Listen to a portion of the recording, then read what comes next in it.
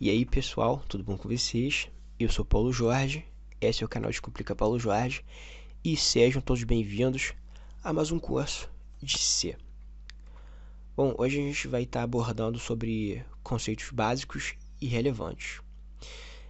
Vai ser uma aula bem teórica, né? Mas antes de qualquer coisa, antes de você meter o pé, deixa eu te falar uma coisa. A teoria é tão importante quanto a prática, tá certo?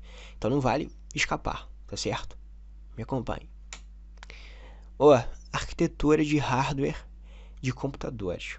Vamos entender aqui,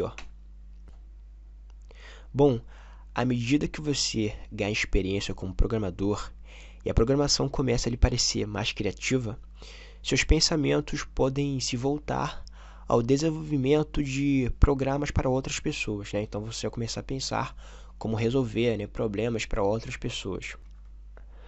Mas antes de começarmos a aprender a linguagem que usamos para dar instruções a computadores para o desenvolvimento de software, precisamos saber um pouco, né, sobre como os computadores são construídos. Porque assim, cara, se você desmontasse o seu computador ou o seu celular, você provavelmente encontraria as seguintes partes. Então aqui, I/O devices, né, que é input ou output, né, entrada ou saída, software, CPU, main memory, what's next, a gente vai ver o que é, network e a secondary memory, né, que é a memória secundária. Então vamos tentar aqui entender essa arquitetura aqui rapidinho. Primeiro, a unidade de processamento central, ou CPU, que muita gente conhece assim, né? Eu conheço como CPU, você conhece como CPU, provavelmente, né? O que é? É a parte do computador que é construída para ser obcecado com a pergunta e agora, né? Que é o what's next.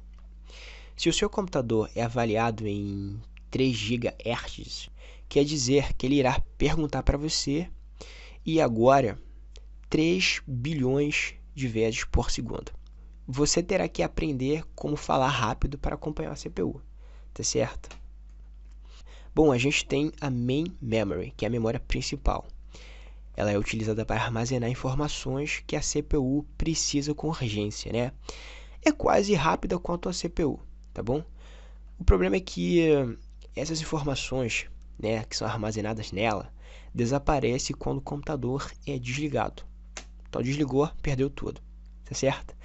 A gente tem a memória secundária, né, que é a secondary memory, né, que é também utilizada para armazenar informações, né, mas é muito mais lenta que a memória principal, com certeza. Porém, a vantagem é que esses dados são guardados, tá bom? O computador pode ser desligado, os dados continuam guardados, né? Então a gente tem aqui alguns exemplos de memória secundária, como discos rígidos, né? Ou também conhecido como memórias flash, né? Tipicamente encontrados em dispositivos USB e em reprodutores de músicas portáteis. Aqui, input e output são os dispositivos de entradas e saída, né? São simplesmente nosso monitor, teclado, mouse, microfone, alto-falante, touchpad. Eles são basicamente todas as maneiras que temos para interagir com o nosso computador. Bom, atualmente a maioria dos computadores também tem uma conexão de rede, né, que é essa parte aqui, network. E essa conexão de rede é para receber informações de uma rede, né? Então podemos pensar nessa rede como um local muito devagar para armazenar e receber informações que nem sempre podem estar à disposição, né? Em resumo, essa rede é uma forma lenta e às vezes não confiável da memória secundária, tá bom? Mas então, segue a pergunta: por que você deveria aprender a programar? Cara, escrever programas ou programar é atividade muito criativa e gratificante também. Você pode escrever programas por várias razões, seja para ganhar vida, para resolver um problema difícil de análise de dados, ou apenas para se divertir ajudando alguém a solucionar um problema, né? E esse curso assume que todos precisam saber como programar. E uma vez sabendo, você vai descobrir o que deseja fazer com as habilidades que você vai ganhar. Em nosso dia a dia, estamos rodeados de computadores, de laptops a celulares.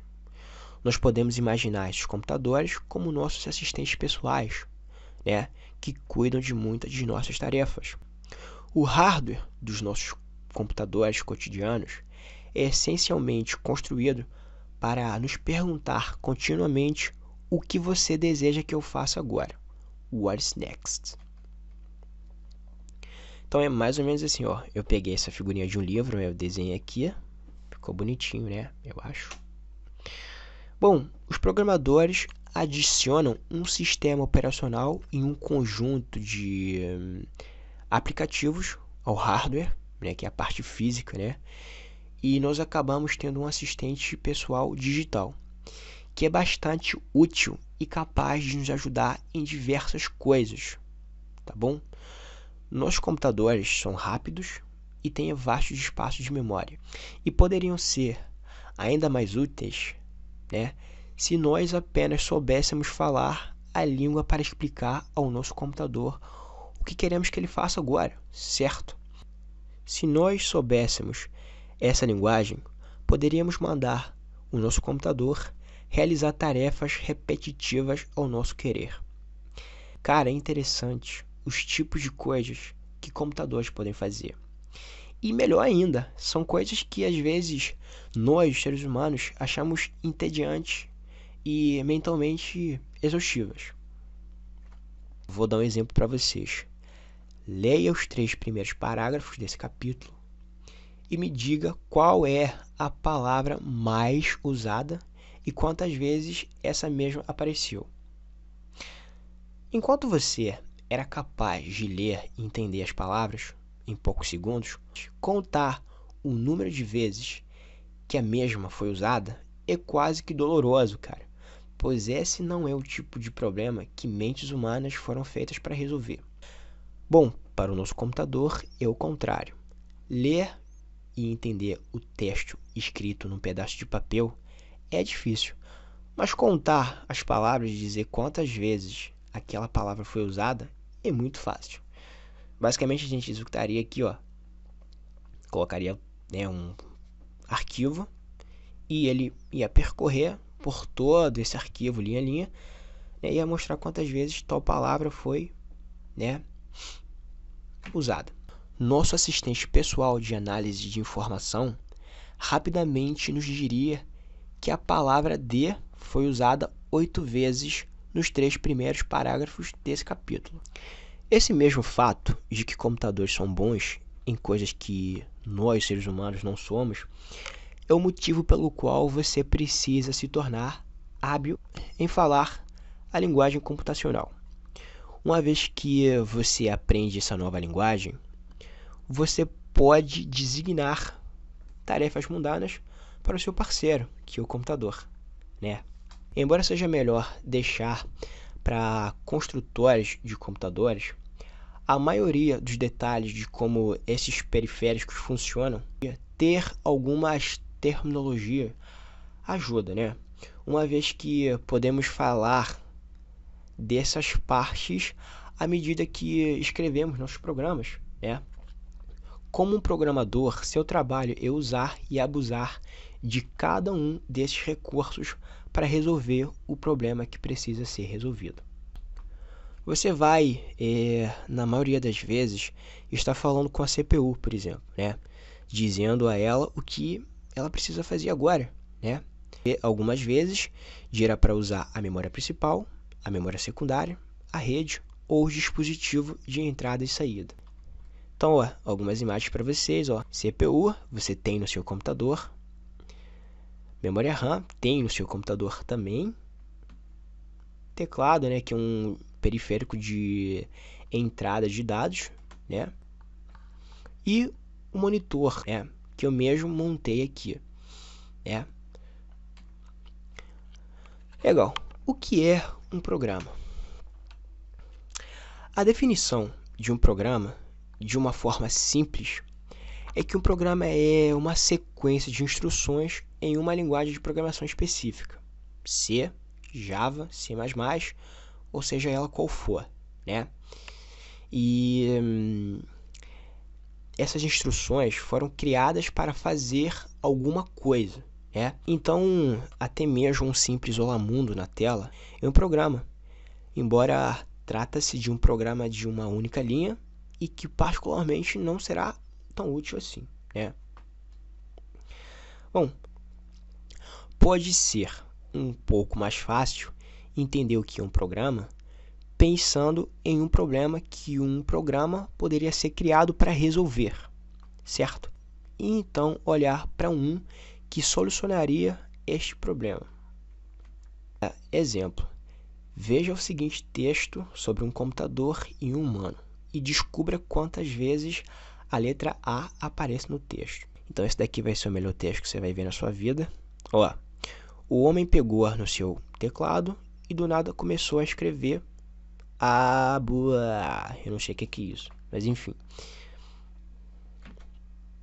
Imagine então que você está fazendo essa tarefa olhando para milhões de linhas no seu teste. Francamente, seria mais fácil para você escrever um programa para fazer a contagem, né, do que você mesmo analisar manualmente o texto linha a linha. Concorda comigo? Vamos ver agora o ciclo de desenvolvimento de um programa. Ó, geralmente o ciclo de desenvolvimento de uma aplicação vai englobar 4 fases distintas. Então a gente tem a edição do código, né, que é a parte que você, programador, começa a escrever o seu código. A gente tem a compilação do programa, né, que é exatamente quando o computador, né, começa a ler, né, o programa para verificar se tem alguma falha, né, algo do gênero. Ligações dos objetos ou do objeto é uma fase na compilação que faz com que gere um arquivo final .exe, né? E por fim a gente tem a execução do programa. Para entender um pouco sobre a edição do código e tudo isso aqui de um jeito resumido, a gente tem aqui, né, uma conversa entre o Paulo e o Johnny.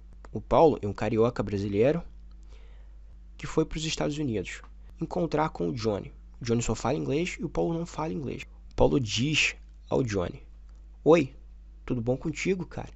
E o Johnny responde pro Paulo: "What?" O Paulo ficou muito mal depois disso aqui. O que ele fez? Ele foi procurar estudar. Aprendeu inglês e voltou para falar com o Johnny. E olha só: "How are you, bro?" E o Johnny respondeu finalmente: "I'm fine, thanks."